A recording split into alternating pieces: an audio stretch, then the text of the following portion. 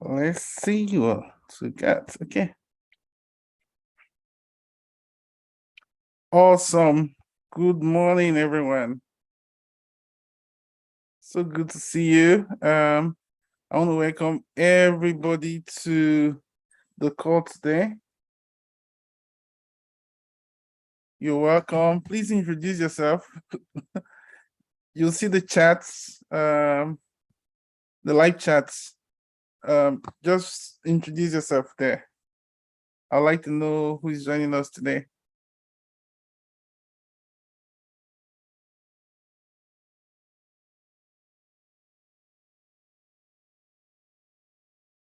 Let's see, what have we got there? Oh, she's some more. You're welcome. Praise, you're welcome. I can see you. You're welcome. Just type in a comment in the chat box. Yay, praise. I see you. Oh, good. Fantastic. You're welcome. Oh, Mark, good to see you. Good to see you. Joshua, good to see you. Tommy Singh, good to see you.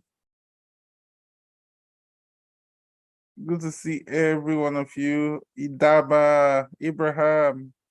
Okay, this is fantastic.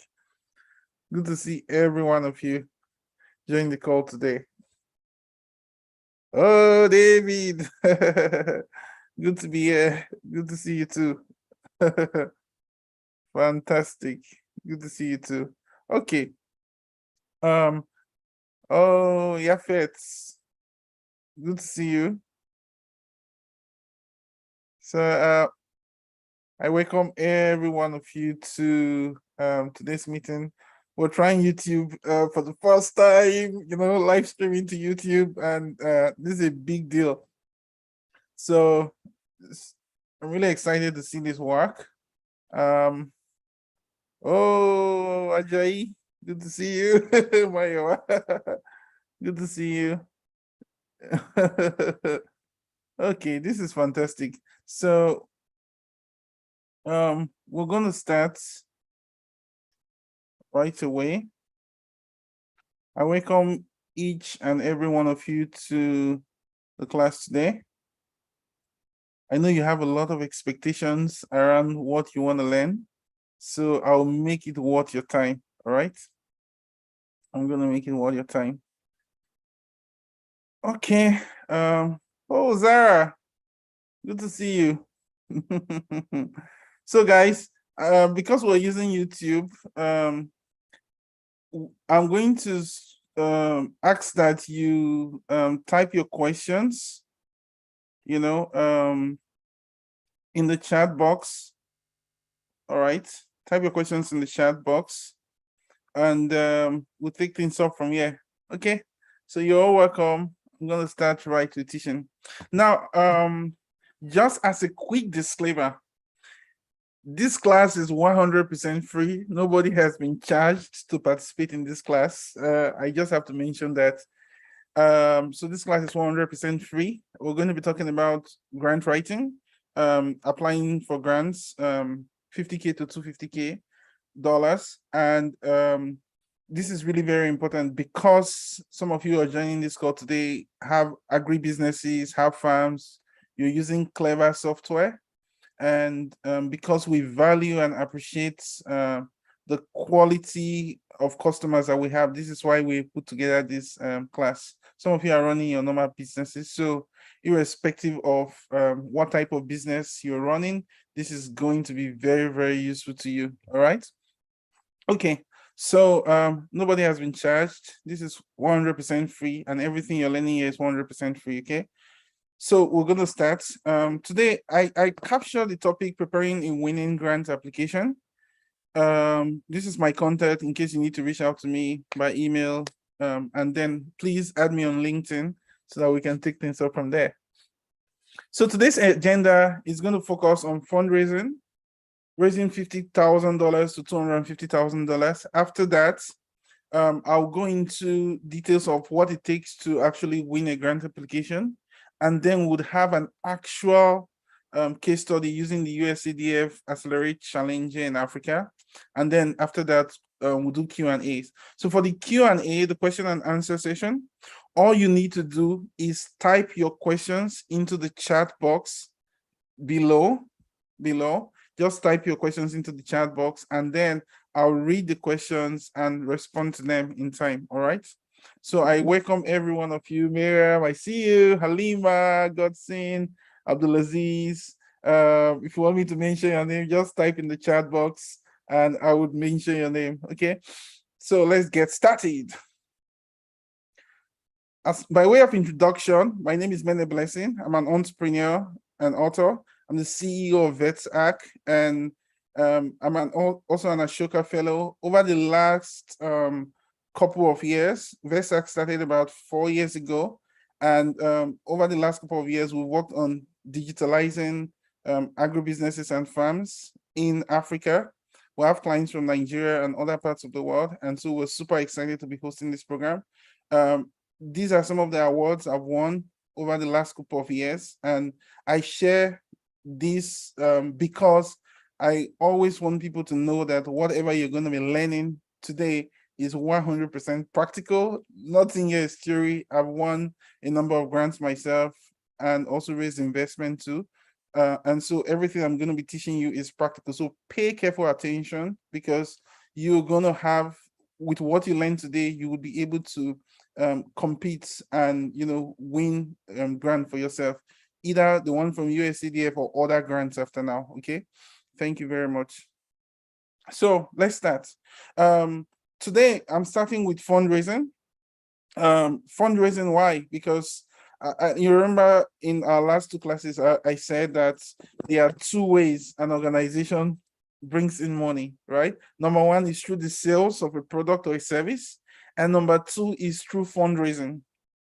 Sometimes you may not have enough sales to cover your operating expenses or expand, right? And for that reason, you need to be able to raise funds, either a loan to grow your business, or equity investments, or grants. So today we're going to focus on grants. If you want to learn about investments and loans, please watch our last two videos. Okay, so but today we're going to focus on grants. And why grants? Because grants are equity-free money. You don't get to give up equity. Grants, you don't have to pay back.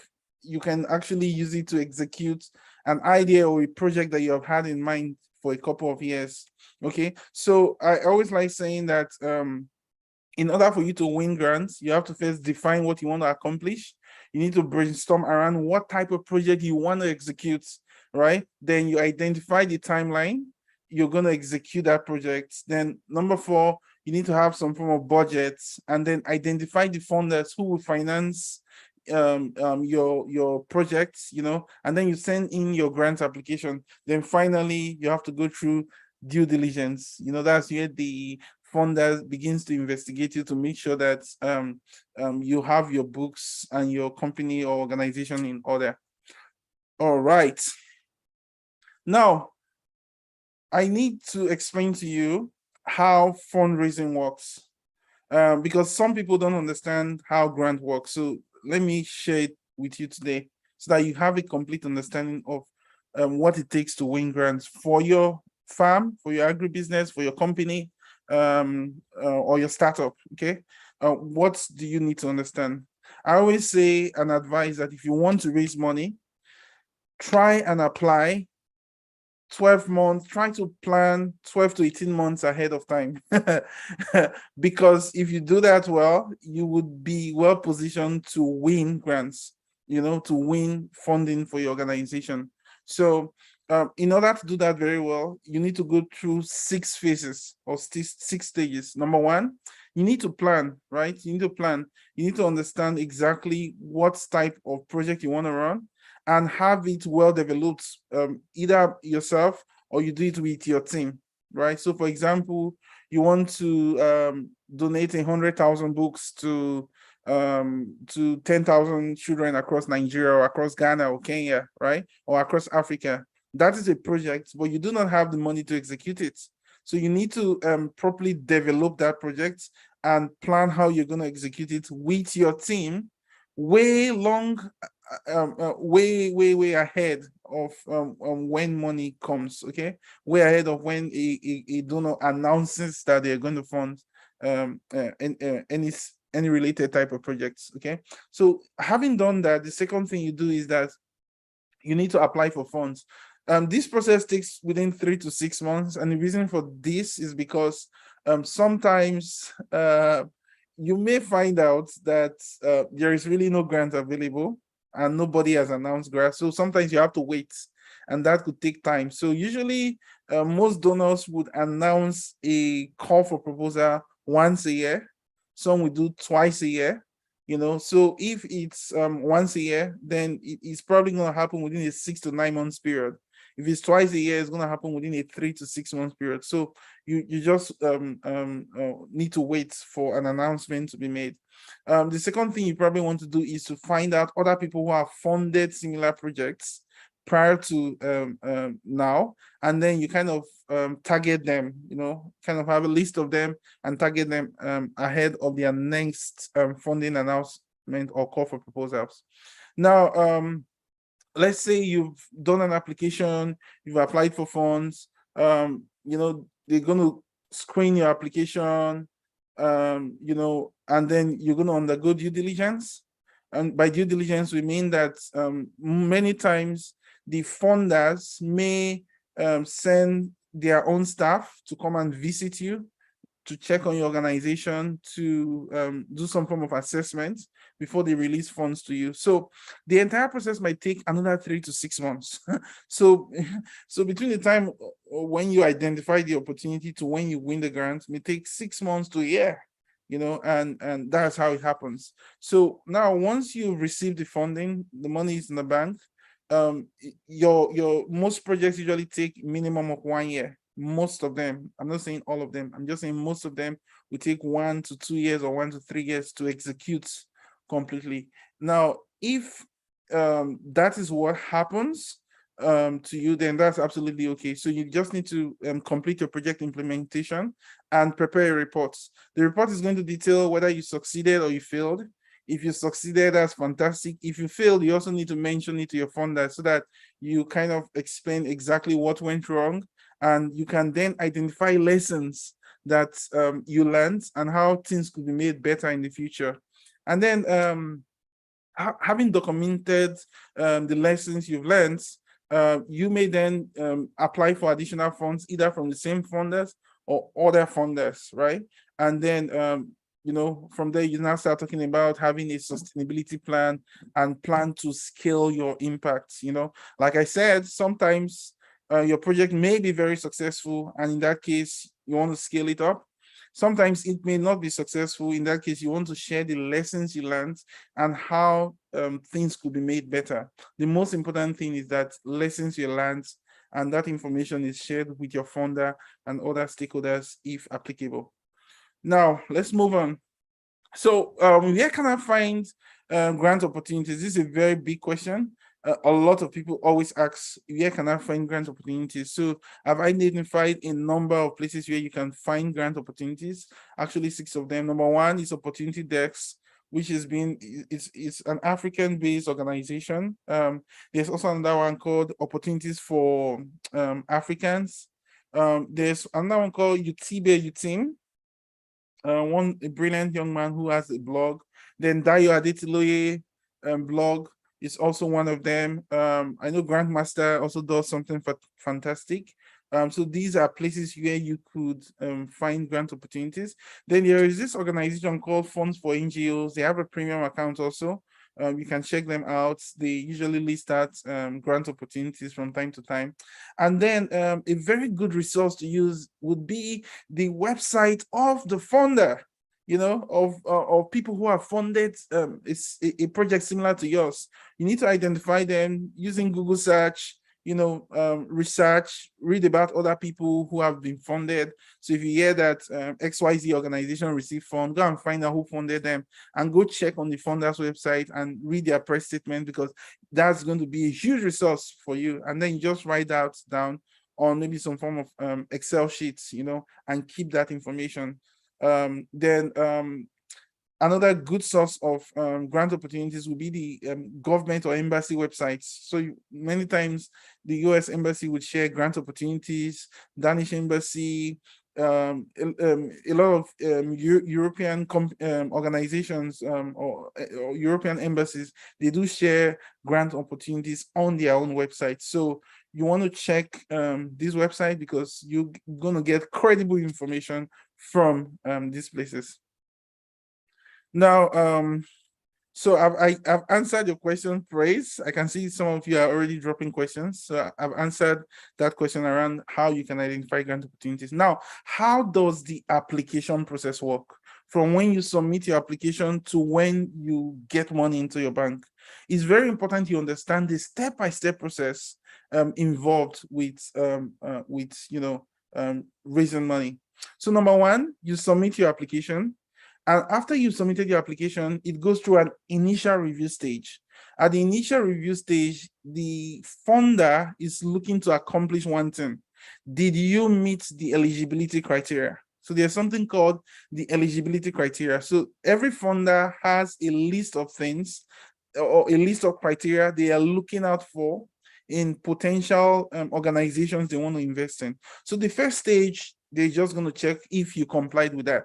And if there is zero compliance from yourself, then they're going to just start cutting off a lot of people. So at this stage, probably 50 to 70% of people just get knocked off because they did not just meet the criteria, So around 50 to 70% of people get knocked off at this stage. So if, for example, 5,000 or 10,000 people apply for a grant, we would expect 5,000 to 7,000 people to get knocked off at stage 2.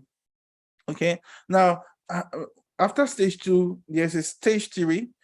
Stage 3 has to do with like some form of peer review. So peer review means that the funder has people who are judges, right? So these judges, for example, I was a judge for I just concluded Ayute agricultural agri-tech challenge. I was one of the judges, right? So most programs have judges, right, who would screen the applications. They'll read everything you submitted, and then they will decide if you met the eligibility criteria. They would have scores. Sometimes more than, maybe your application could be reviewed by 2 or 3 people, right, or 2 or 3 teams, and so an aggregate of your score would be taken, like an average. So if Judge 1 scores you 70 over 100, Judge 2 scores you 80 over 100, Judge 3 scores you, let's say, 60 over 100. So they're going to take the average, and that gives you 70%, so which kind of sounds okay. Now, the second objective of the peer review is that, let's say you are reviewing 10 applications as a judge, right? As a judge, let's say I'm reviewing 10 applications. My objective is to identify the best 2. So if probably we're like 20 judges, we're probably going to be scoring 1,000 applications, right? 50 applications, but we're just trying to identify the top 2 or top 3, so that we can then move those bests, the top 1 or 5%, to the funders. So the funder review stage involves the organization who is providing the fund. They will then sit down to look at the best proposals, and then they will decide who they want to support. Now, either in between this, you're gonna probably have, maybe after the peer review stage, there might be an invitation to submit a full application, right? So you've done your stage 1 application. They're going to ask you to submit your stage 2 application. All right.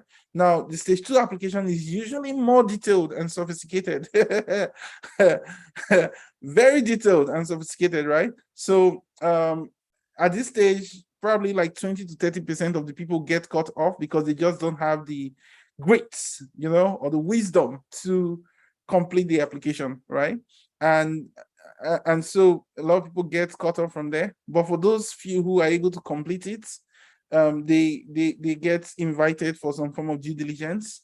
And if the due diligence is successfully completed, then you sign a contract with the funder and money is sent to your bank. Now, the process does not end with money in your bank. There's also monitoring and evaluation that you might need to conduct as part of your program activities. But what is monitoring and evaluation? It means that you said you wanted to donate 10,000 books to people in Ghana or Zimbabwe or somewhere, and you actually did that. And if you did not do that, maybe instead of 10,000 books, you only donated 2,000 books. So what happened? You need to be able to explain what caused some of those issues, why you could not fulfill the full. Maybe you kind of set a big target and you didn't know that it was going to be very expensive to execute it. Yeah, that usually happens. There might be other reasons for that, might be conflict in that area, might be something else. So, but you need to clearly define the lessons learned, in your M&E report, and usually M&E is best performed by third-party experts, okay, or third-party consultants. Now, with that being said, again, if you have a question, type your question in the chat box, so that I can see it, and I'm going to go through them and respond to your question. So while I'm teaching, if you have a question, just type it in the chat box. So let's move on to what are some of the basics of a good proposal, of a good fundraising plan. Number one, it begins with defining who is your target beneficiary, right? What is your mission? What problem are you going to solve for them, right? Define what you want to accomplish, right? Without clarity of who the beneficiary is and the problem they have, you really don't have a case. So let me say it in pidgin English. You need to know who you want help. You need to be very, very clear who you want help. And you need to define, not say I want help Akbos, but what is the problem Akbos has? You need to clearly identify it, okay? And define clearly what you want to do for them. So let me use a case study. I like being practical. So on this slide, what you're seeing is two different case studies. So let's start with the one on the left. On the left, you can clearly see a group of farmers, women and men, inclusive, who are growing vegetables and corn, right? So this is where you now want to define that my target markets are farmers between the ages of 30 to 60, right? Who are based in rural Kenya or rural Nigeria or northern Nigeria or southern Nigeria or southern Ghana, Malawi. This is where you define clearly who your target audience is. Again, it's good to define their sex, define their profession, what they're doing. In this case, these are farmers. You need to define exactly their location so that people have clarity as to who you're trying to help.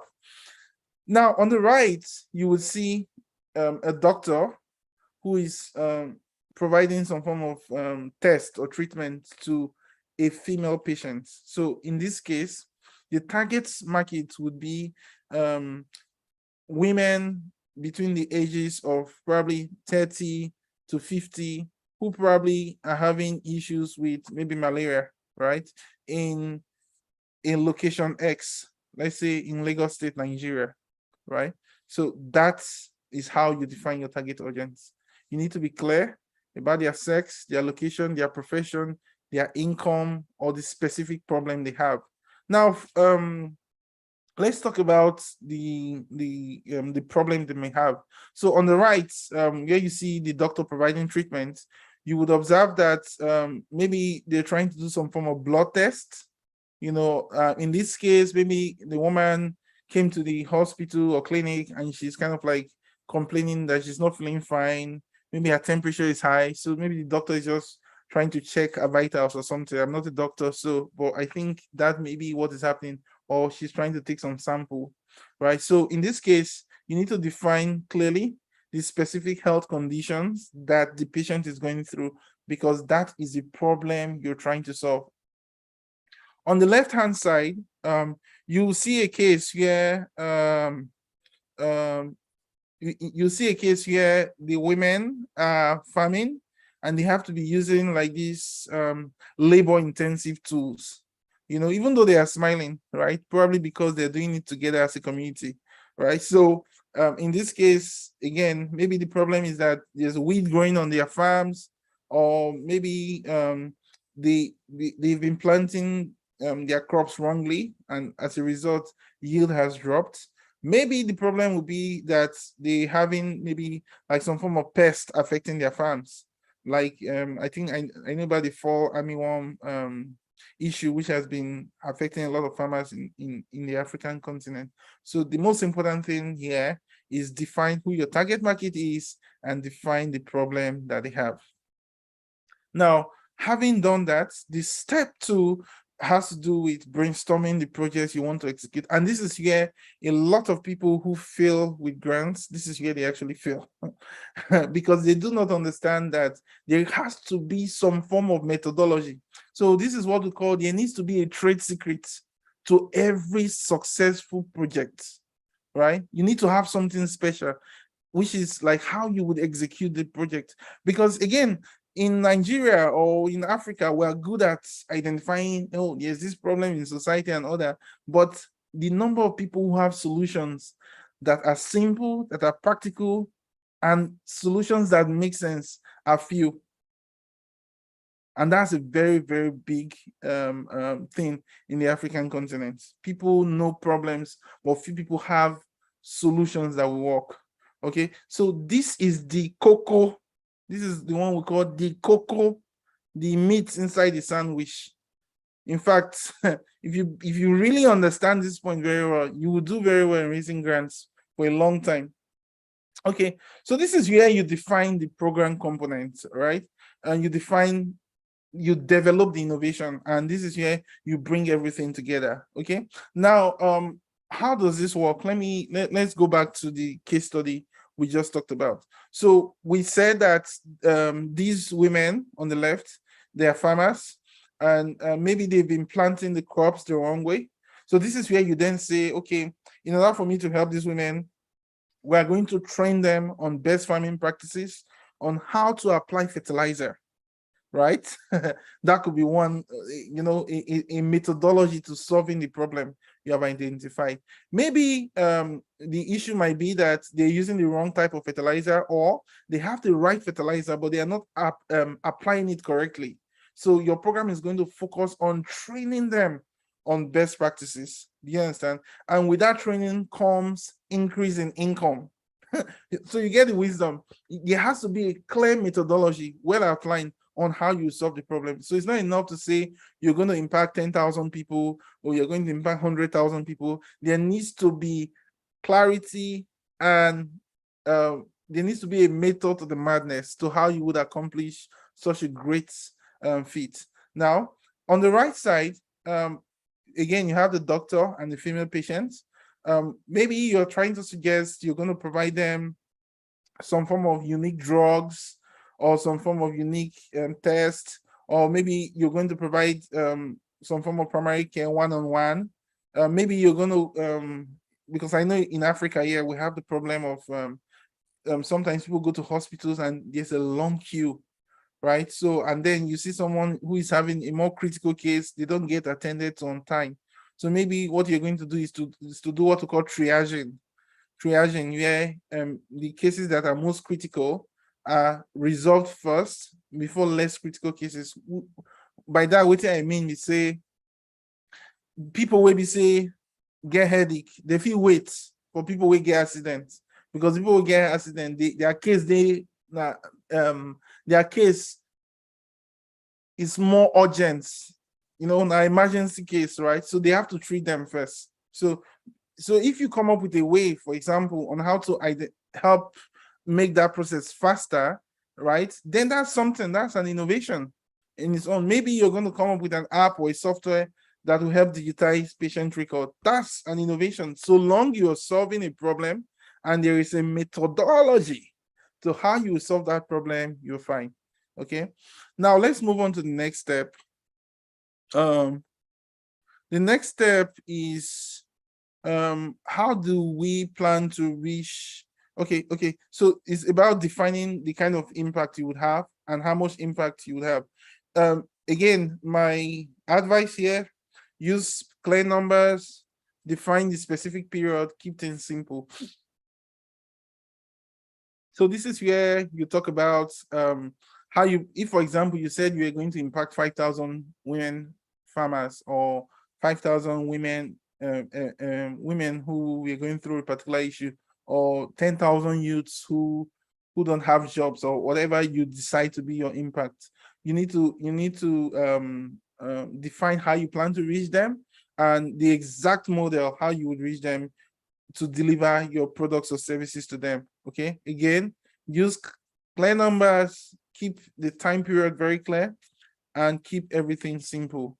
So in this case, again, we're going to reach 1,000 women farmers in Nairobi, Kenya, right, over the next 12 months. That's very clear for anybody to understand. And on the right, you can say, we're going to treat 2,000 patients who are experiencing malaria or who need surgery, and they will be treated over 1 year. So that's very clear. Anybody can understand that type of impact. Okay, now I'm moving to stage 4. Stage 4, usually this is where every funder wants to support something that is new, something that is innovative, creative, special, something that is easy to understand, and something that, they can brag about, so that is supported, So I would always say that this is where you differentiate yourself. This is where you simplify your innovation so that anybody can understand it. Most people, they have very good ideas, but it's only professors that can understand it. So we don't want that. You want to keep things very simple. And then this is where we see the insight, the wisdom in your proposal. This is where it is seen, right? So how do you define or measure if your idea is innovative? So there's what I call the innovation meter. There are 3 things you should look at for. Number 1, does this idea or project you are proposing, does it beat what other people are already doing? Or is this something it's just there, it's just like a normal thing somebody else has done somewhere, So, or it's just a popular idea, you copy it, because many people, they always write proposals that they want to start poultry farm. It's a big issue. So, and a lot of funders see proposals like that. I want to start a poultry farm, or I want to start a fish farm. No innovation. You need to be talking about, okay, for example, I want to start a fish farm, and maybe I have a device for growing the fish. Maybe I have a special type of pond, or maybe I have a special type of feed that will reduce the cost of running the farm, or maybe I have a way where I can grow chicken. Like there was an idea we were playing with years back, where my dad and I, we used to talk about growing catfish under a rabbit farm.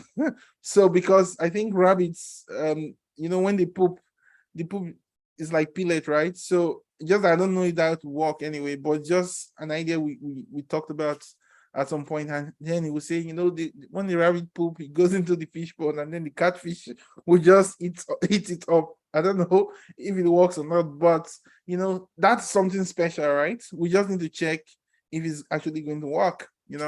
Now I explained this idea to you, right? It's very simple to understand. You immediately get the insights that the farmer is trying to grow catfish, and in order to save costs, they want to recycle the waste from the rabbits as part of the feed they will give to the catfish or something. Or maybe the rabbit poop is going to ferment, and maybe larvae or worms will come out of it, and then the worms will drop into the fish. That's an idea, something exciting that people want to fund or be part of. Finally, the third component of an innovation meter is to have some form of evidence. So remember, at the beginning of this class, I told you something. I said that always plan your fundraising 12 months ahead, 6 months ahead, 18 months ahead, right? And why did I say that? Because you need to have tested your idea. So you said you wanted to run this innovative project. Have you tried it out on a very small scale? Do you have any form of evidence that this thing will work?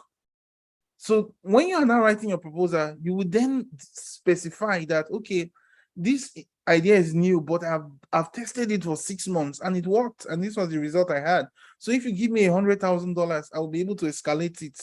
I'll be able to, do more. This is the kind of things funders like.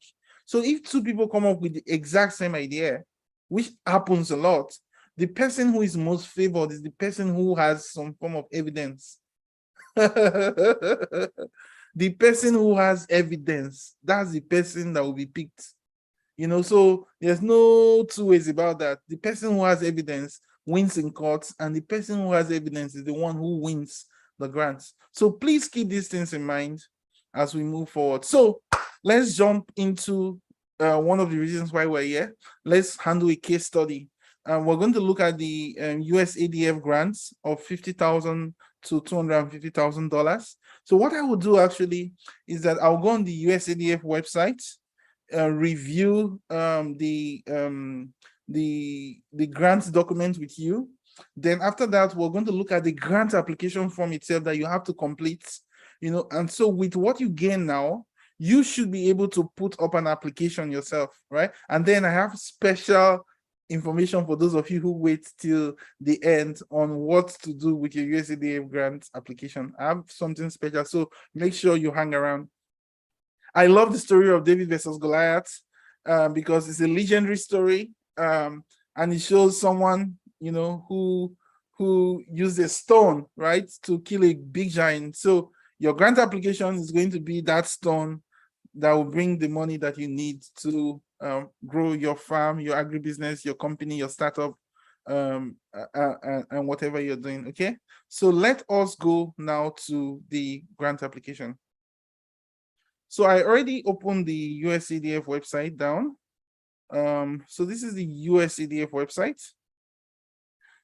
It's usadf.gov/apply. Again, I'm saying it to the talker. This is free, okay? So I don't want someone going out and saying that, oh, the USADF application was, no, this is 100% free.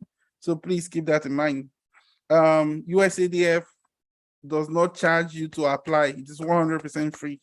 Okay. Now, this grant is provided by USADF through the USADF Accelerate Africa Entrepreneurship Challenge, right? And the application covers people from different countries, Nigeria, Rwanda. So you will see the list of countries here from Benin Republic, Kenya, Congo, Rwanda, Cote d'Ivoire, Tanzania, Uganda, Zambia, and Nigeria. So if you're from any of these countries, you are eligible to participate on this program. The deadline for submitting an application is October 15th, as you can see here on the website, October 15th. So please keep this in mind. Now, there are two documents here. There's a request for proposal document and a download the application document. So this is a Microsoft Word file. This is a PDF file. So I've already downloaded them. This is the first one. This is the application file. Sorry, the request for proposal document. And then this is the Microsoft Word document that contains the application for the grant. So we're going to walk through this. I will show you how to complete this properly. But let's start with the first one, which is very important. This is where we understand what the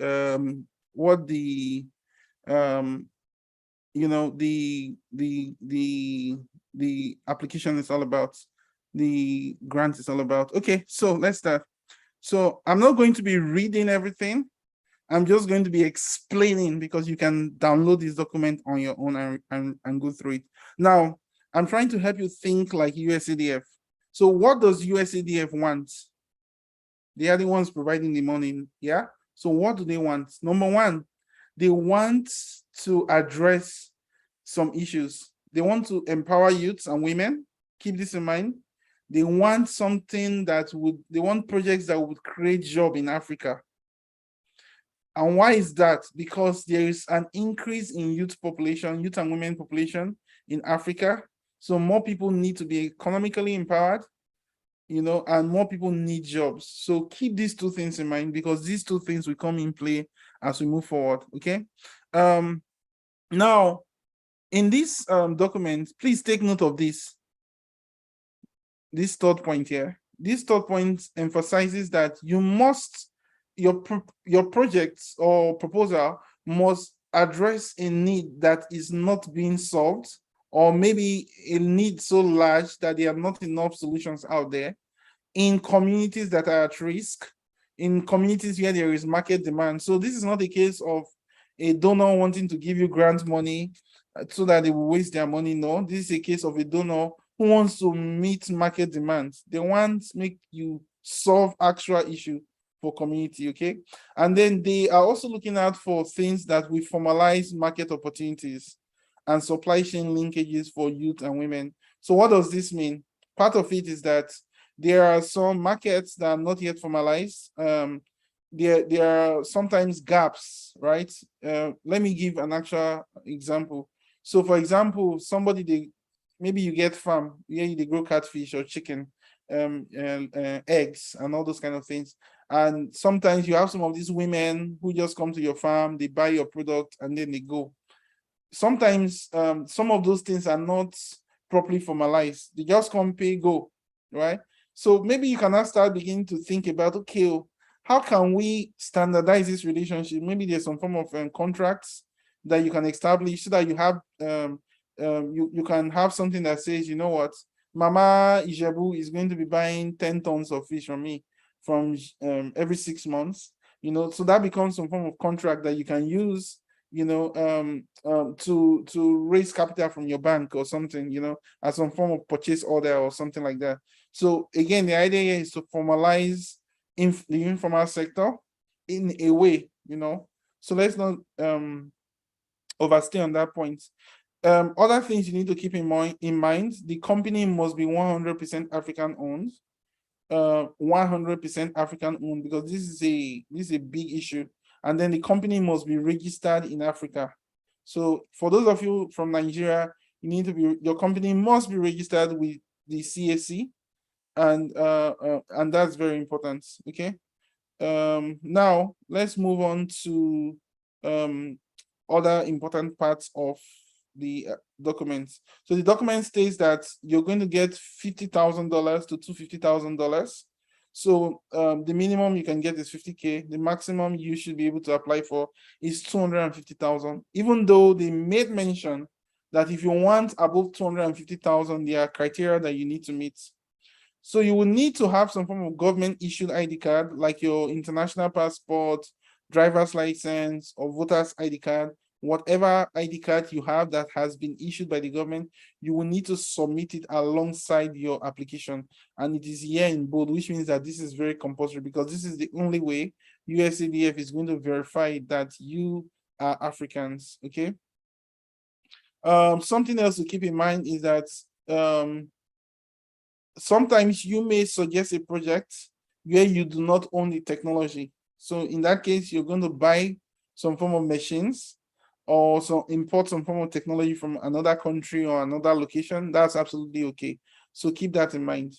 Now, in order for you to win, USADF clearly outlines some criteria you must meet. So if you do not meet this criteria, know that there is big problem.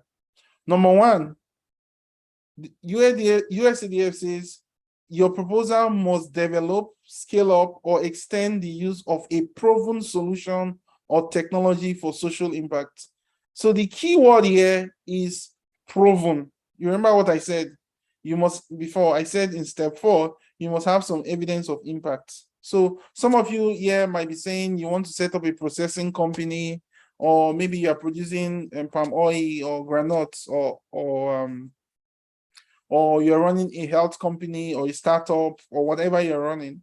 USADF needs something to show needs you to show. So as part of your proposal, you now have to write how this solution has worked somewhere else, just to show evidence, And part of what I would advise you to do is that you can cite a source, like a journal or an article that shows that this solution has worked somewhere before.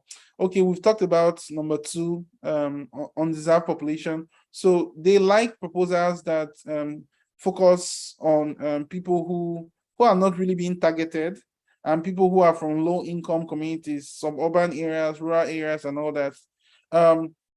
Very, very important is number 3. Your proposal must show that you are going to be financially sustainable. Hi! If you miss this one, you can never win these grants. If you miss this number 3. So don't think of it as, it's grants, it's free money. Therefore, I mean, there are times where you get some grants, and you use it to implement a project. It's almost like a not-for-profit, right? But USADF does not want that. They want you to develop a proposal or submit a proposal that shows that your company will be financially sustainable, or that even though you're spending 100,000 on your equipment or something, you must prove that this thing will not die, because they don't want to waste their money. Okay. Then number 4, they want you to propose a budget of not more than 250,000. So the maximum is 250,000.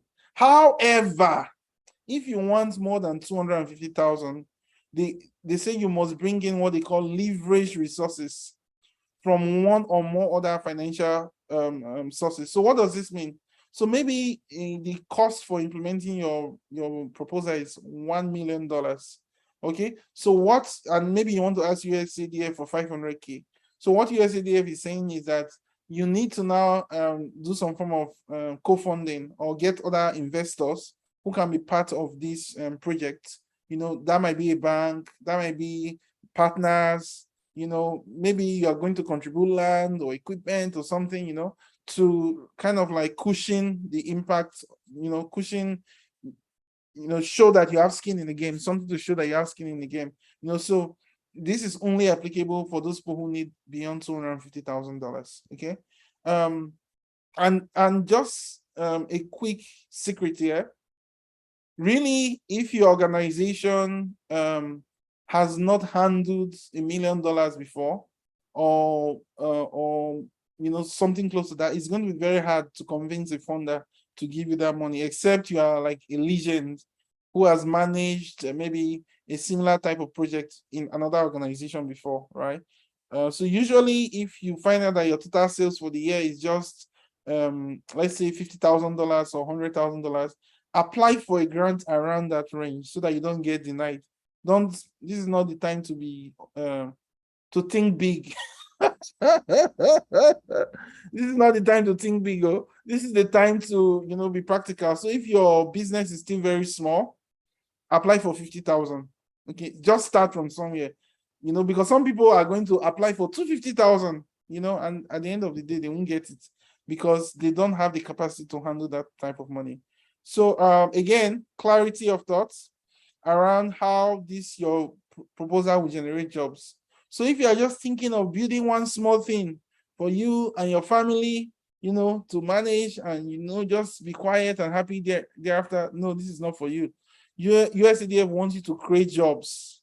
So you need to show that, okay, I'm setting up this processing facility, or I'm building this app, or I'm doing this thing, or we're going to be doing XYZ. And as a result of this activity, or as a result of this project, we'll create 100 jobs along the way, 50 jobs, 1,000 jobs, whatever it is, but just show how many jobs you will create. Very, very important.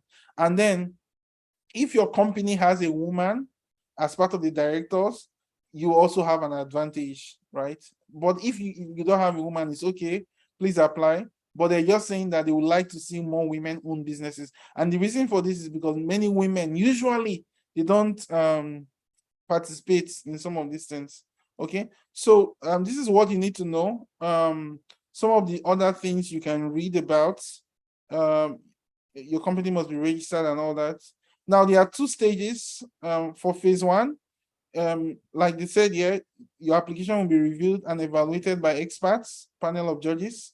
And those people who who succeed with stage 1 will be invited to stage 2. I think probably by December or January next year. Okay, so please keep this in mind.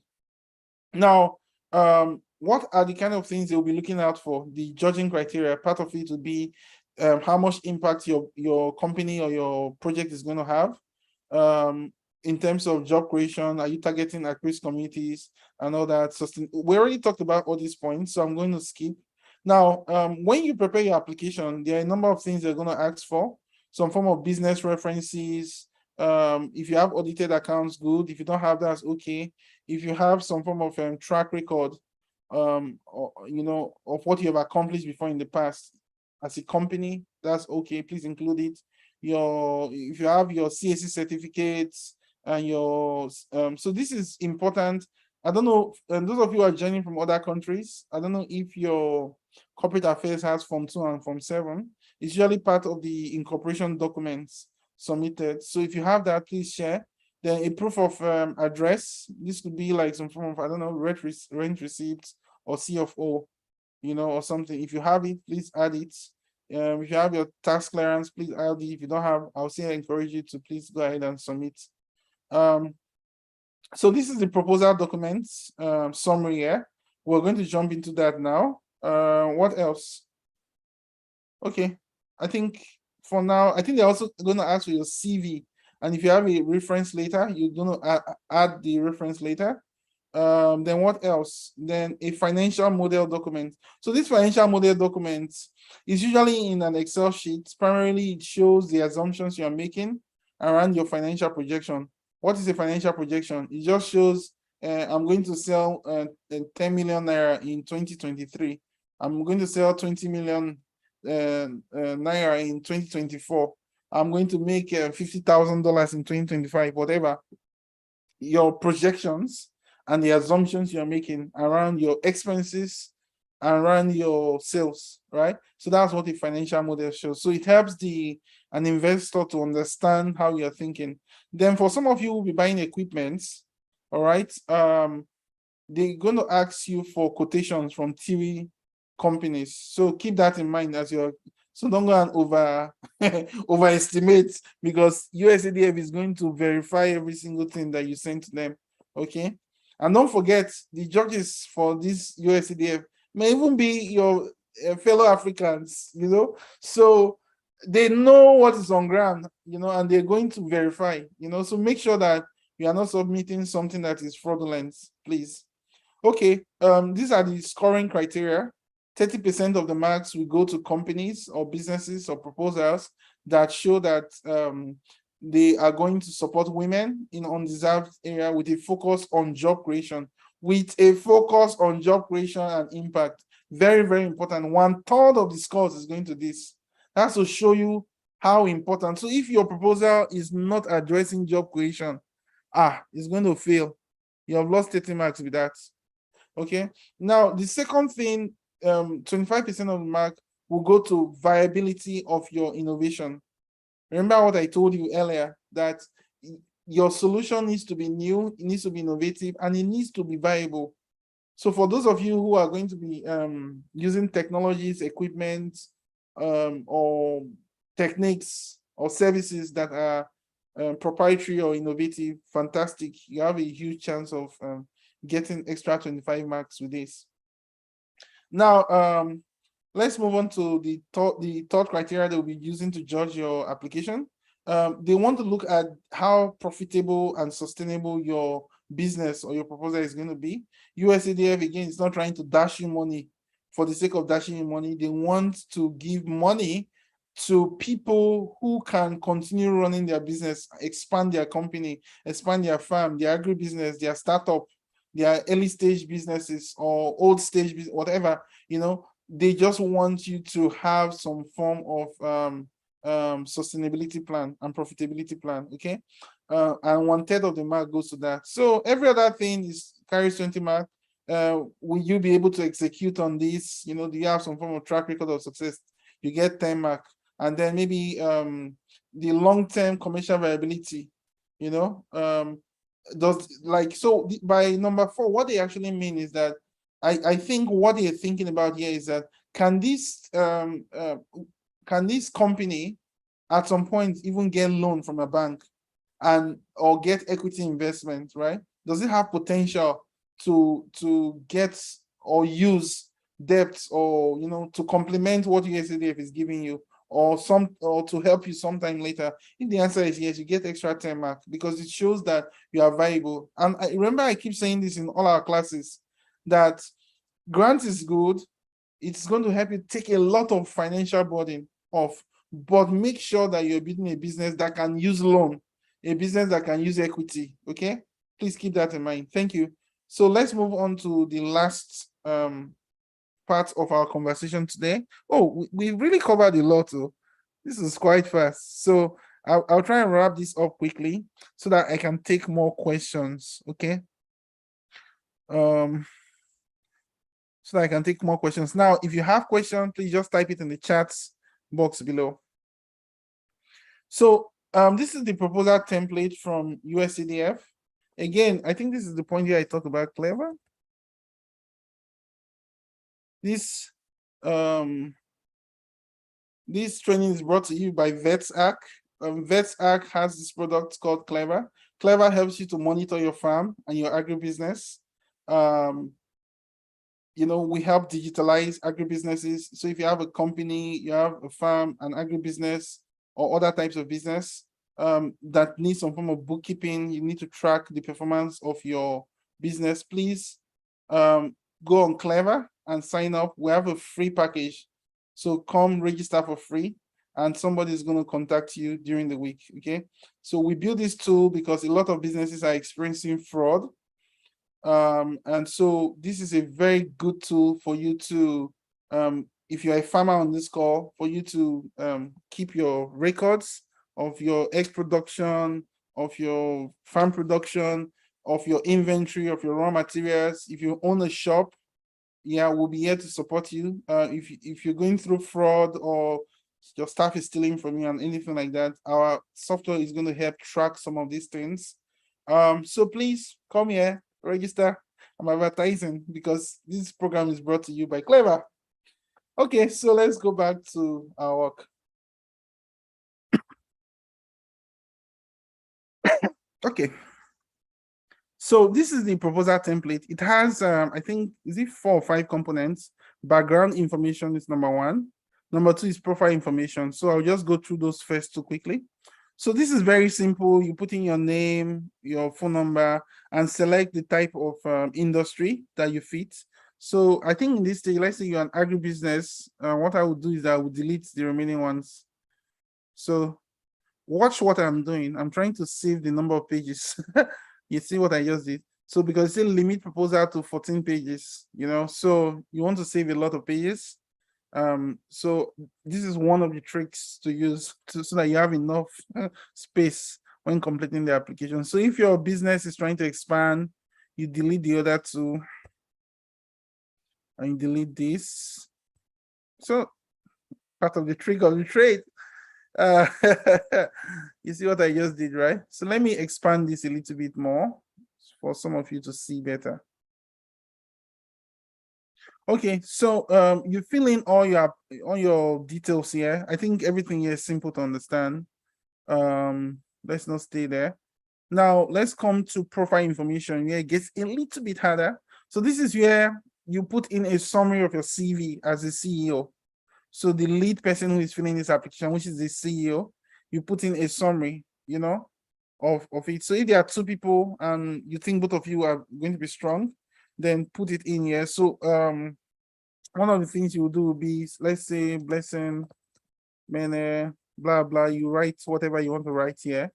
Then I would probably use the list of some sort and maybe mention the kind of things I've done. Let's say social entrepreneur for 10 years, blah blah. Can put so like just write list of things that make sense. Accomplishments. Oh, I have a master's degree in social thing, or I have a bachelor's degree.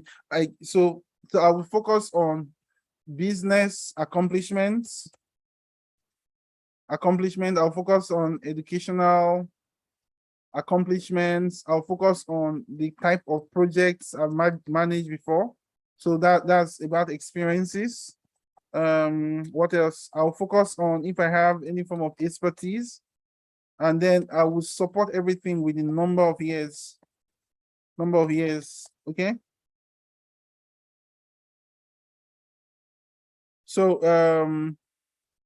So these are the kind of things, some of the things you should include in here. Okay, then this is where you state your the vision of your company, right? And venture statement. So maybe how do we do this? So this is where you probably states like XYZ company provides XYZ company provides agricultural products such as fish and livestock, or health products such as drug 1, drug 2, or service 1, service 2, to solve this type of problem. And our vision is to take over Africa or whatever. Yeah. So you are supposed to have like some form of mission statement for your company. And this is where you bring everything together. Yeah. Now let's talk about this. So yeah, what you want to do, it says provide a brief overview of the activities of the business and milestones today. So if, for example, you're a farm, this is where you can say ABC Farm or ABC Agribusiness sells chickens or sells drugs, veterinary drugs, or sells pharmaceutical products, XYZ. And over the last 5 years, we've sold 100 million naira worth of products, or we've sold 1 million chickens or 1 million crates of eggs, something that, when somebody reads it, they're like, wow, these guys are good, So you put, this is where to state the key activities you're doing, number 1, which is like, if you're a farm, maybe you're growing chickens and producing eggs, meats, blah blah. If you're a pharmacy, I know some of you are into health here, so we sell health products such as, don't just say health products, such as lists them here. Some of you here, can you write on the chat the type of companies you run, so that I can use actual examples? If you want me to use an example from your industry as I complete this application, right? So this is what you do here. Then this is where you list your accomplishments. So 1 million crates of eggs sold, all the great things you've accomplished. Another trick would be, another trick, let me share something with you. You can do here is that you can use this for products. You can use this for maybe projects your company has managed. You can use this for something else, maybe the impact you have accomplished before, you remember? Or you can even use this for like job creation, what you've done before. So categorize the accomplishments. That's what I'm trying to say. Products and services. So projects your organization has run, stay them here. So this is a trick to handle that. Now, current business activity. So what are you currently doing now? I hope, make sure it's consistent with what you're doing here. If it's not consistent, that's okay. Maybe your company pivoted or is doing something else now. So maybe you were growing fish before, now you're growing chicken, you're growing vegetables, you're growing whatever. So this is where you state what you're doing now. Usually keep it 1, 2, 3. If there's enough space, yeah. Just keep it simple, Then so let's talk about past financial performance. So usually this will come from your audited account, but if you don't have that, this is what you should do. You can just state here your revenue. So how do we do this now? Let's say, so you can have something like, pardon me guys, so I'm just trying, 2020, this is 2018, right? 2019, 2020, 2021. So what I'm actually trying to do is that I'm going to put my revenue here. Let's say 50K, 100,000, you know, then just, you get the point, right? Then maybe expenses, let's say 20K.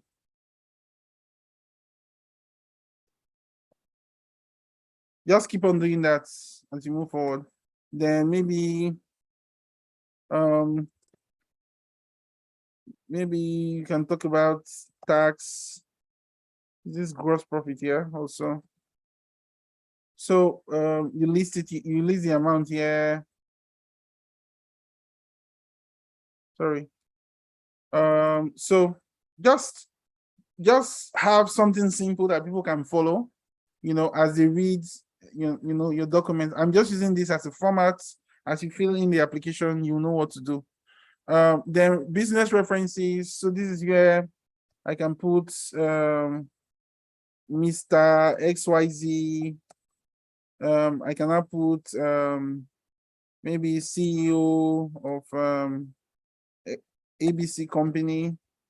I can put their abc@yahoo.com. Then maybe 00. I put their phone number. So you just replicate it here. So we're done with that. Now let's move on to the proposal. This is the third component of the USADF proposal. Now, problem, your proposed concept addresses 250 words. Okay. This is very important because this is where you capture the imagination of the judges. Okay, this is where you capture the imagination of judges.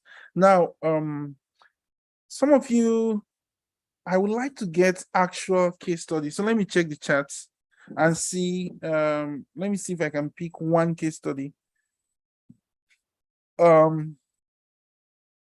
Yes, manufacturing businesses are eligible to apply. Noni. I'm trying to look for a case study. Technology hub. Okay, and cakes and events, planning, palm kernel processing, livestock products, circular manufacturing. I don't know what that means. So manufacturing of farm inputs. Okay, so let's pick one. So let's do palm kernel processing. So what you probably want to state here would be so we want to talk about the problem.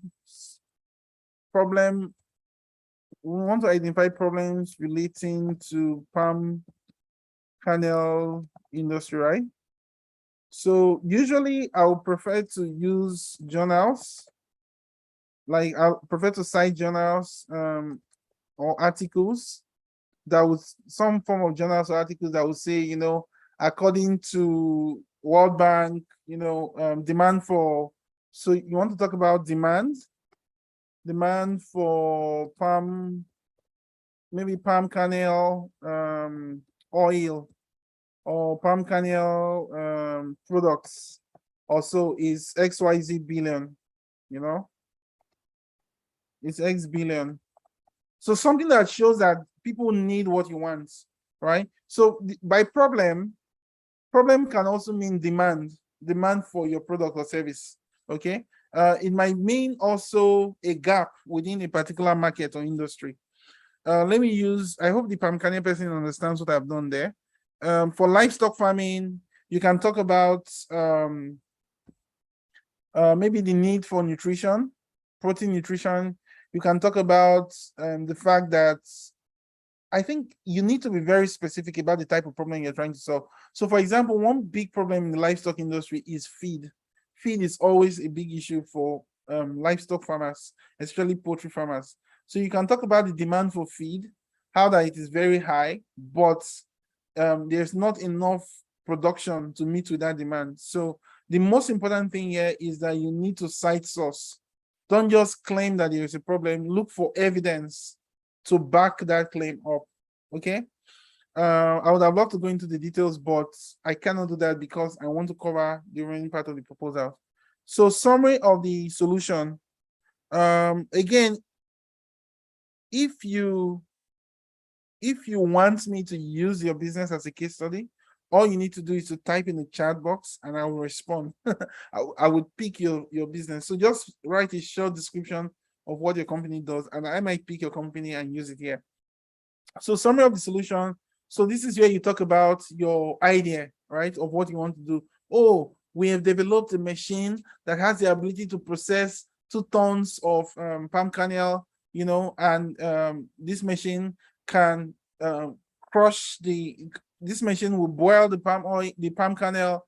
It will remove the oil, it will remove the shafts, it will crack it up. It does multiple things. You know, that's a brilliant concept. And so with this machine, I'm going to site it in XYZ village in Ogbomosho or in Enugu or in Kaduna, wherever you want to site your company. And we're going to buy crops, or we're going to buy palm kernel or also from 5,000 villagers or 2,000 villagers in this place, you know, and give them the ability to process their raw materials, you know. So that's a brilliant solution because you're empowering the farmers, most of whom are women, you know, and by empowering them, it means that they can send their kids to school, they can take care of their health, they can generate more money for themselves. You know, that's a brilliant idea, you know, of something that you could use as a solution, you know. So that's how I probably would frame it. And don't forget, there's a caveat here that you should keep it to 2 sentences. So I give you another trick, right? 2 sentences doesn't mean like a sentence. 1 sentence can be very long. So some people's 1 sentence can even have 50 words, you know. So just make sure that you use your senses when you're writing this. Don't say because they say 2 sentences, you only wrote 1 line and put full stop. Make sure you explain yourself very clearly, and you can use comma to connect it. Okay, then let's move on to the next stage. So target market. Again, this is where you need to be very clear about who your target market is. Going back to the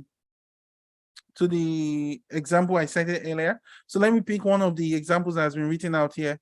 Technology of improving the employability of youth in Nigeria, developing product services that aid organizations and businesses become more profitable and effective. You know, okay, good. So this is another brilliant idea. So in this case, your target market are young people who are looking to gain skills, right? So your solution in this case would be, so for you, Namdi, your problem is probably unemployment and unemployability. So you find data to back that up. Then for your solution, you're going to say, oh, we're setting up a center where we're going to train youths on how to build tech skills, right? On how to learn 10 type of tech skills, you know, and these skills will give them access to job. They'll be able to employ, they'll be able to employ themselves, but more importantly, they'll be able to earn an income. And then you need to state how many people you are looking to empower. If it is 1,000 people within a year or 2,000 people, so be very specific with your numbers. Now, when you come to the addressable markets, this is where you now state that, okay, you get data from Ministry of Labor or World Bank, where you now state that according to World Bank, there are 50 million unemployed youths in Nigeria, right? So you need to write out here, number of unemployed youths, you know, specific, state the age, again, state the age, state their location, state their educational profile, maybe those who have graduated from school, you know, be very specific. Then define who your customer is and who your competitors are. So your customer is going to be any young person who has graduated from a university that studied biology or that studied computer science, you know. So you want to be very, very clear about who your customer is, okay? Now let's see. Who are your competitors? That's very easy. So usually this is where I will name 1 to 5 competitors, because it's very, don't ever say you don't have competitor, because that's a lie. Everybody has competitor, okay? So make sure you state who your competitors are. Okay, so GrowCycle Agro Services, you want to produce organic fertilizer, good. So this is where you list, so for you who is trying to produce fertilizer, you need to list existing fertilizer companies, including the ones that are producing organic and inorganic fertilizer, if there's something like that, okay? So list everybody. You can pick 5 of them and just list as your competitors. So let's move on. So let's move on to point number 6, description of the business like venture concept.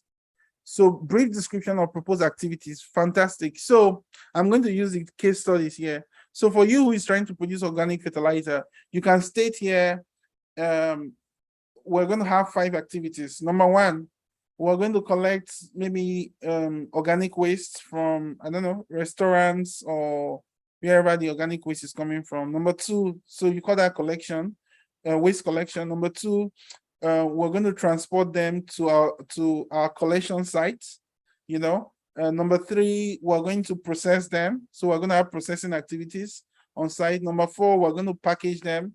Then number 5, we're going to distribute. So just list out these 5 things and explain each of them using 1 or 2 sentences, you know. That is all.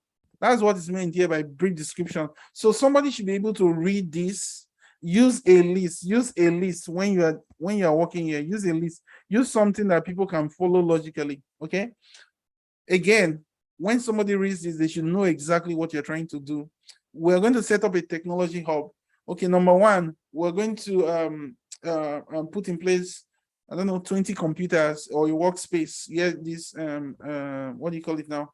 Where these guys are going to come learn these skills. That's number 1. Number 2, we're going to have training activities, you know, and you can list maybe 5 courses you're going to be taking. You know, number 3, you're going to have like some form of assessment where you're going to score your students to find out if they've actually gained the skill you claim they're going to get. Then you're going to talk about maybe how that you would connect them to jobs, you know, and all that. So maybe job hunting or job searching or matching them with job opportunities, you know. So list the activities that shows some form of logic behind what you're doing. Okay. So I'm going to move to, what else do we have here? Intended goals and objectives, be specific. So this year you're going to state, oh, we're going to train 2,000 people in the next 2 years in XYZ location, you know. That's it. Just be very clear about the objective of your program, and the goals must be specific, measurable, actionable, realistic, time bound, you know. Train 1,000 young people between the ages of 18 to 30 on programming or software skills. Produce 10,000 tons of chicken or palm oil in XYZ location, you know, and employ 500 people while doing so. You know, we're going to produce the palm oil and employ 5,000 people and 2,000 retailers who will sell it, you know. So be very, very specific about the objective of what you're trying to do. So again, as you define the impact of your project, pay attention to economic impact around how people benefit financially, the social impact it's going to have on them to leave them out of poverty, and if there's an environmental impact, especially for you who's trying to do organic fertilizer, please state it. Okay. Let me skip to the hard part. Key risk and plans to mitigate the risk. So this is where you pick 3 to 5 risks. Now, the risk could be around, what are the risks associated with the business? It could be around, for example, it could be around sales, right? What if at the end of the day, nobody buys your product? You know, so you need to address that. Or maybe your product is too expensive, you know, you need to address that as an issue. Maybe there's going to be political, maybe unrest, you know, as a result, your factory is going to shut down. You need to address that kind of risk. So what would you do? There's risk associated with every project. So you need to identify the top 3 to 5 risks and be very honest. So when you state the risks in 1 sentence, use 2 or 3 sentences to explain how you solve it. So that's what they mean by mitigation plan. So for example, if you said that the product may be too expensive, you're not going to now state, okay, how will you address that? Okay, we're going to address that by making sure that we buy inputs at a cheap price. We're going to address that by maybe having a payment plan or something like that so that customers can afford the product. Okay, environmental, health, safety, and security compliance. From the So describe any potential issues that might come up. So if you, I think usually maybe you should pick one or two. So for you, who's trying to do organic fertilizer, you need to state exactly the waste from your process. How are you going to dispose it off? Or is it like a zero waste system? You need to specify. So specify for those of you who want to do manufacturing. What about the noise pollution that your machines is going to generate? Maybe what you can then say would be you're going to site it in a location where it's not going to affect other people. So just be very specific about how you're going to comply with HSE principles. Then this is here, where is this now? Number 9 talks about management and technical team. Okay, so this is where you write so if there are 3 of you or 2 of you who are on the management level, just write the name, put the LinkedIn links there. Also write maybe 1 or 2 sentences about each person. Oh, this person, Dr. XYZ, is the CEO. This is their LinkedIn profile. Attach their passport to the email you'll be sending to USADF. Then number 10 states the ownership. So this is where you talk about your board of directors. If it's the same people as number 9, that's okay. If you have a board of advisors, just list it there too, just to show that there's some form of governance. Then relevant expertise. So you must have to achieve the proposed outcomes. Okay. Now USADF understands that you may not have all the skills you need to implement. And remember that the other document we reviewed, they're giving 10 marks if you have all the skills. But if you don't have all the skills, it's okay. You don't need to lie. All you need to do is to say, you know what? There are 5 skills needed to pull off this project for the technology hub. We need to be able to manage the hub. We need to be able to train. We need to be able to connect them to job opportunities. Let me check which other people, production of breastfeeding supplements. Okay. Breastfeeding supplements, that's a very good one. So maybe you need to be able to, for you who's doing breastfeeding supplement, maybe you need to be able to have skills in nutrition. You need skill in manufacturing. You need to be able to identify the right type of raw material. You need to be able to package it. You need to be able to distribute. So these are the 5 skills, for example, you need to succeed with this project. Now, maybe you are not good with distribution. So you can state it here that, okay, so if it was me, I would classify the skills into 1. This is how I would do it. I'll state all the skill. Number 1 skill, 2 theory sentences, 2 theory sentences, So what I would do would be, I would come here and then I would state exactly under these skills that I don't have. I will now say, okay, I don't have distribution skills.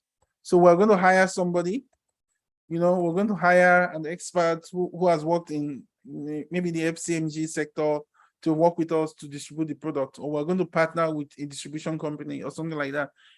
Then for the skills we already have, I can then state that, oh, we have 2 people on our team who are experts in nutrition and biotechnology, blah, blah. So you just want to be very specific about the skills you have and the skills you don't have, and address how you would acquire those skills by either hiring or outsourcing it to a company. Let's move to the ending part.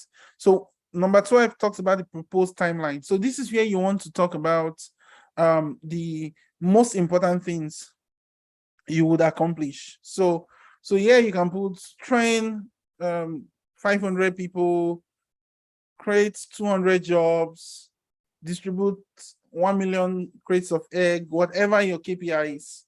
So you can just list 3 of them or 5 of them, depending on the number, and then just put the dates. So maybe train 500 youths. Watch what I'm doing. December, or let me say January 13, 2023. Sorry, description. Sorry, this is supposed to be completion deadline. Required deliverable is, let's say,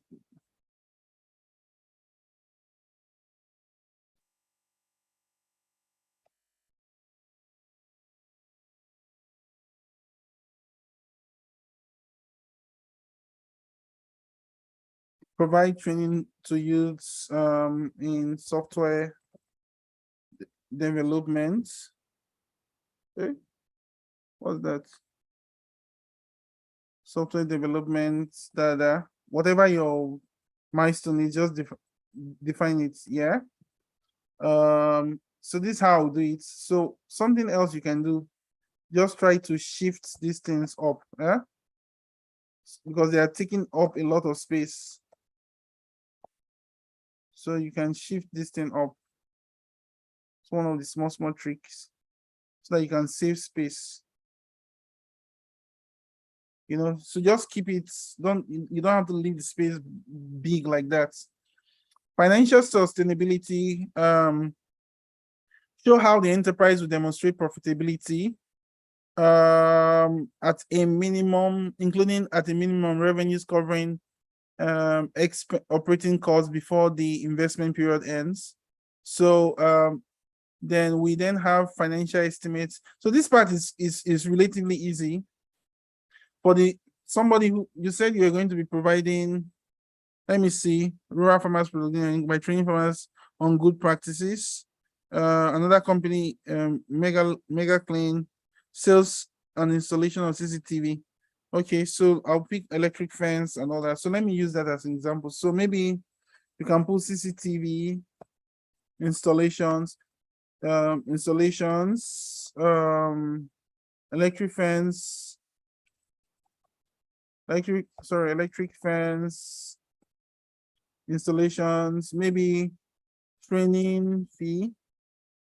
All the way you will generate money, just list it here and put your projection. So this year I'll make $20,000. Next year I'll make $30,000. You know, you can just increase it by 50% or 30%. You know, then come here, list your expenses. So for the expenses, again, they've already given an example here. So you can use you can also add rents and overheads. Just list out key expense category, not everything, like every single line. Just say rent and utility. Maybe let's do rent and utility. So add up all your light bill, water bill, waste bill, all the bills you're going to incur alongside your rent, maintenance. Just put it here. So maybe your rent is probably, I don't know, $5,000. For some other people, it's going to be higher. Staff salary, I don't know, let's say 30,000 or 20,000. So you just list it out and increase. Maybe your expenses can go by 10% or 20%, depending on the ambition of your projects, you know. Now, once you've done this is very simple. I hope you get it. You then subtract the total you get from here. So if the total here is 50,000 and the total here is 40,000, is 65,000, just as an example, you can then put minus 15,000 here. You know, do you understand? So if it is 50,000 and here is, let's say 45,000, then net profit is 5,000. Okay, something like that. The net income after tax and depreciation, I think you need to talk to a tax expert, but I think if you're not making up to 100 million, I think you pay 20% or so, right? If you're making above 100 million, you pay 30% of your profit or so. So please just confirm from an expert. I'm not an expert in tax. Let's skip. Status of other investors. So if you have raised some form of loans or equity investment, this is a good place to state it here. So mention the name of the organization, the amount, and mention the status. Has it been approved or is in process or has not been approved or you're waiting? Explain it here. And again, don't forget to reduce space because this space is probably a lot so that you have enough space for other things. If you have any loans on your business right now, please list it here. Do not hide anything. It is very important to be honest. If you hide the fact that you have a loan and USADF invites you for stage 2 or due diligence, right? And you get to due diligence, and I realize that you have loan, but you did not disclose it, you could lose out. you could lose out. Again, there's a due diligence stage coming. So make sure you are upfront about things. Even if you are running at a loss, write it. There's no shame there. People run businesses at a loss, right? And then eventually at some point you become successful. But try not to hide something, you know? So if you hide it now during due diligence, they can just say that's the reason they are not funding you. So proposed use of fund. Let's move on to proposed use of fund. So this is where you're going to explain what you want to do with the money. Oh, I want to buy a machine. Oh, I want to set up a training center. Somebody here says they want to provide training. So maybe you want to buy inventory for your CCTV and solar and all those kind of things. Another person here says they want to produce fertilizer. Another person says they want to produce catfish. Maybe you want to set up a pond or buy animal feed. So everything you're going to use the money for, list it here. The list should be probably 5 to 10 things. Just one line. Don't make it too detailed because they say brief. Then you take that list you just created and you now write it here as your budget item. So if you said raw material,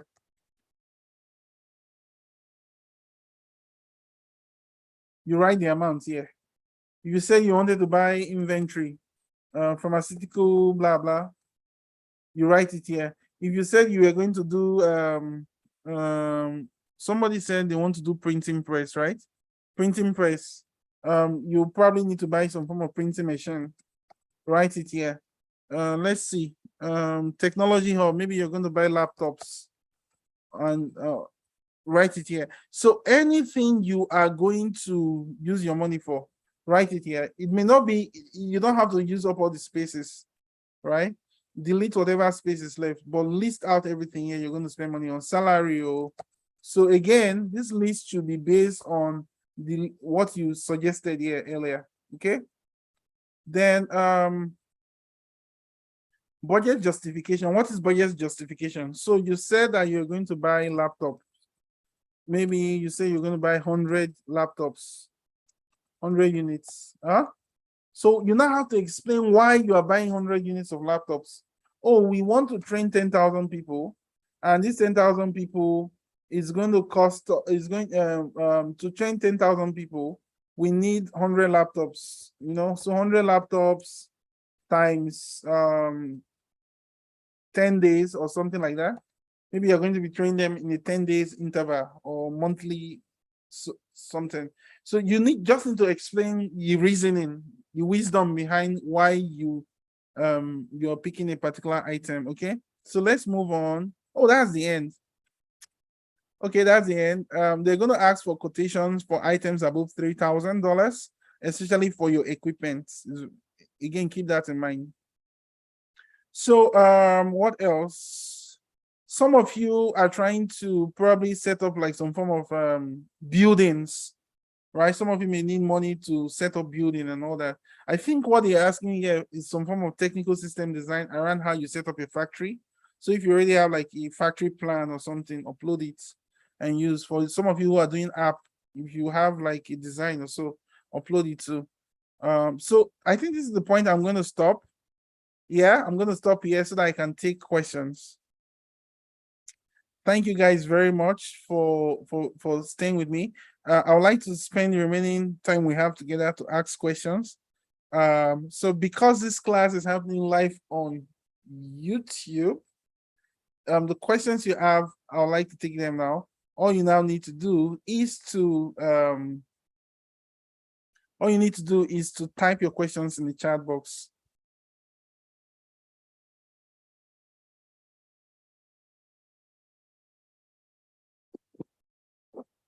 Thank you very much, guys.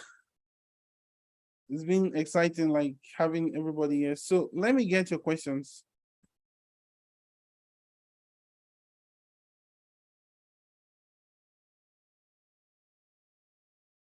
I would like to answer your questions now.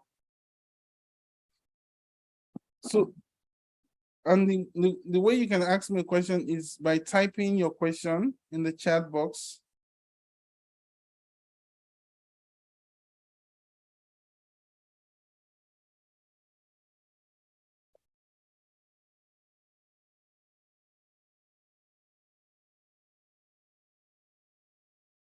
You're welcome. You're welcome. If you enjoyed this class, Please share the YouTube video with other people so that they get to watch it. For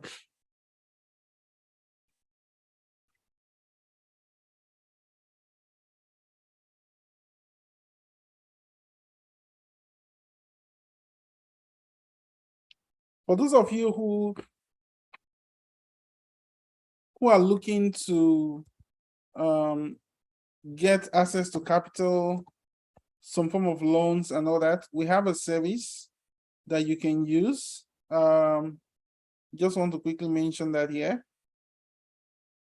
All you need to do is go on sophia.ng. Sophia.ng. This is the website, sophia.ng. And we have a free test here. Once you complete this test, our team will contact you. Okay. Especially for those of you who are trying to plan around getting loans or investment for your business or company. Okay, so I'm getting questions now. Okay, Miriam, good to see you. The first question I'm getting here is how do you answer, why should you win this grant? I'm not sure it's part of this though. Okay, so why should you win this grant? That question is a very important question because the funders are trying to find out if you have a reason, yeah? So some of the best ways to answer that question would be to state the reason why I should win this grant is because number one, I'm prepared, you know. I've been committed to this business for the last 2 years or 5 years or whatever. And we're at that point now where this funding will help us hit our next milestone. So you should give me this grant. In fact, I won a prize by just being really good at this. So you need to mention that. Number two, you need to talk about the impact you are going to have, right? If I get this grant today, I'm going to create 1,000 jobs or 2,000 jobs, and this is why you should select me, right? And then there's something about confidence when you're saying these things, because it shows that you really believe what you're saying. Do you understand? So I will talk about the impact I will create. I will talk about how prepared I am. You know, I will talk about my vision. My vision. In fact, that's the most important. My vision. I have this vision to transform agriculture in Africa. And by supporting me today, you're helping me move closer, you know, to accomplishing this big vision. You know, so these are the 3 ways you can actually address that question. Another person is asking, as a startup that's not yet registered with CAC, how do we go about applying for this grant? Would we need to be registered first? Yes, register first. The grant is closing October 15th, so you have time to register with CAC. I think it takes about a week now to register your company. So please register your company and attach the documents. Okay. Another person is asking, do you offer consultancy for organizations that are raising funds? Yes, I do. We do as an organization, Vetsark. If you look at your screen, you see sophia.ng. Please go there, take the eligibility test. Once you click on this, it's going to ask you for your name and WhatsApp number and email. So we'll use that to contact you if you need us to advise you around your fundraising. Okay. Go to sophia.ng. Another person is asking, so if anyone, the Grant Challenge portal is closing. This is it here. The website is usadf.gov/apply. It's free to apply. It's closing on October 15th. Okay, October 15th. Then can a CAC registered sole proprietorship apply? Yes. You must not be a limited liability company. Yes, you can apply. Another person is asking, current year tax clearance is not yet out, and in my state, assessment is 3 yearly. Also, we have evidence of FRS coming tax filing until 2021. Yes, why not? Just submit what you have. Submit what you have, Akindele. Yes, submit what you have. You should be fine. You should be fine. Submit what you have. Yes, submit what you have.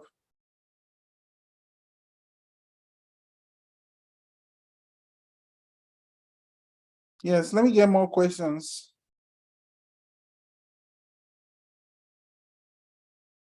So please, let me get more questions, comments. How did you like today's class?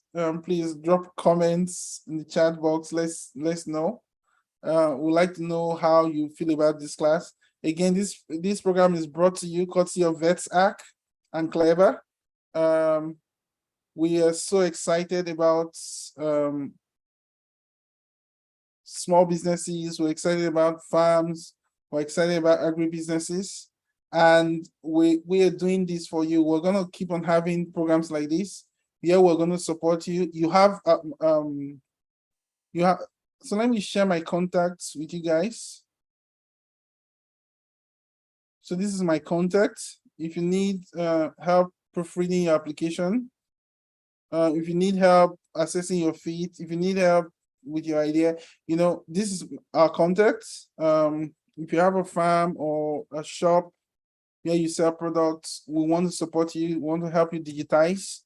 We'll move you to Clever, if you need help with analyzing if your business is profitable or not, please chat me up. We are here to support you. If you need help with raising capital, we're here to help you. Yeah, we're here to help you. We're dedicated to this industry. We're dedicated to this industry. Let me take more questions.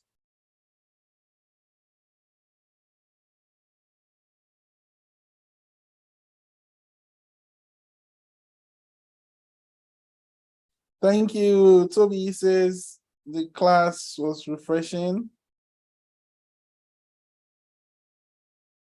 Oh, Dio is asking, can you give us project ideas you think can win grants like this?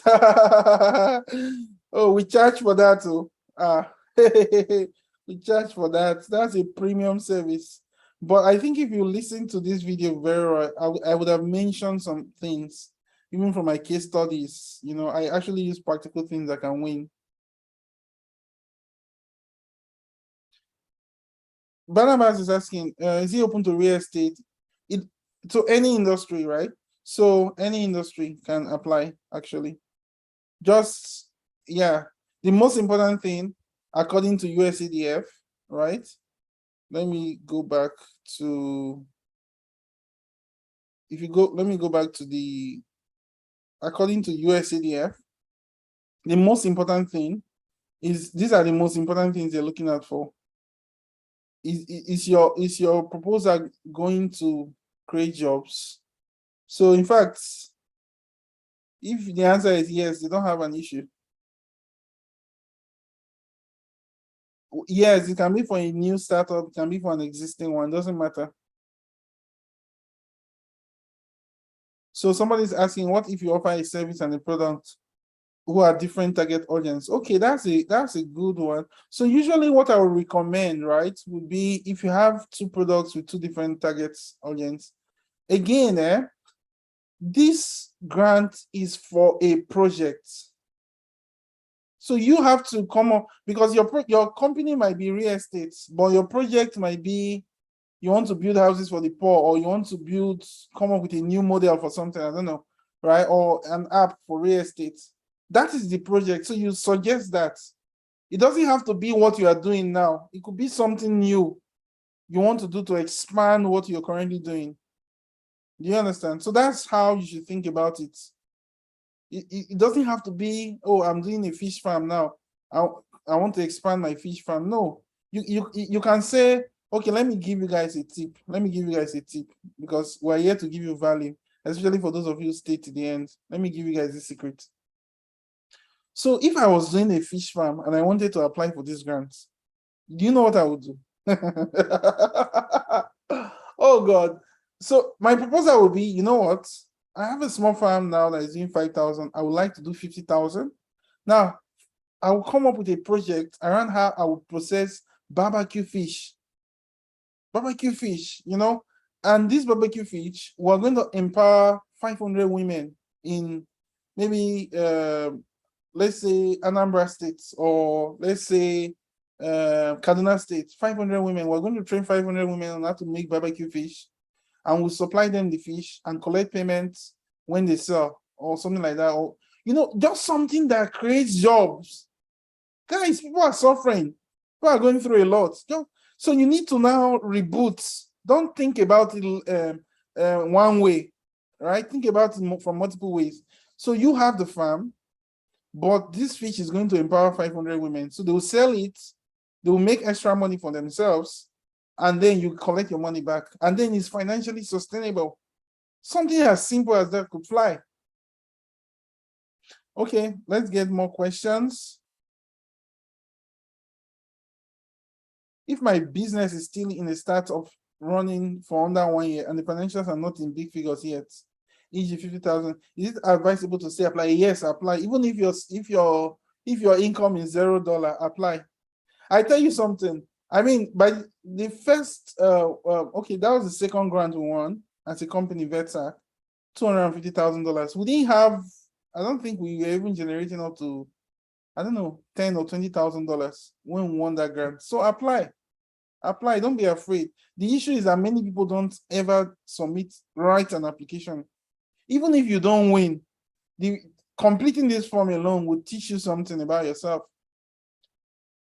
Okay, so make sure you apply, please. Make sure you apply. Make sure you apply. Okay, guys, it was an honor meeting you. It was an honor serving you. We're here to give you value. Vetsark is here to give you value. Our vision remains to transform agriculture in Africa. Please recommend our products, Clever, to people in your network. Just put it on your status, share with people. Clever is for farms, it's for agribusinesses, it's for shop owners. If you have a business where you need to track your profit, sales, and all those things, we would help you sort it out. So please go on clever.org and sign up. We appreciate you. If you need to raise capital, go on sophia.ng, fill this form, we'll get in touch with you. It was an honor listening to each and every one of you ask your questions. Please drop your comments on Facebook here, and please add me on LinkedIn.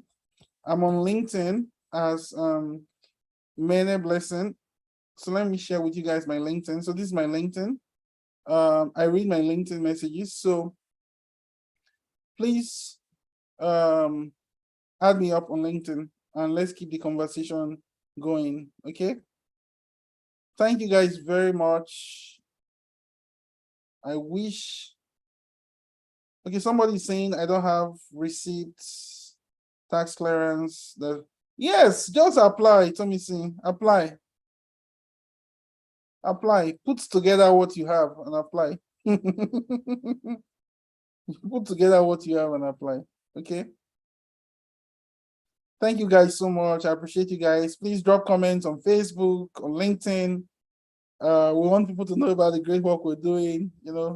Tell us how you feel. You can also drop a comment here. None is asking how many people will be selected. I do not know how many people will be selected. Actually, I do not know. I do not have any relationship to USADF whatsoever. What I'm just doing is to help people out, put together very strong applications. All right.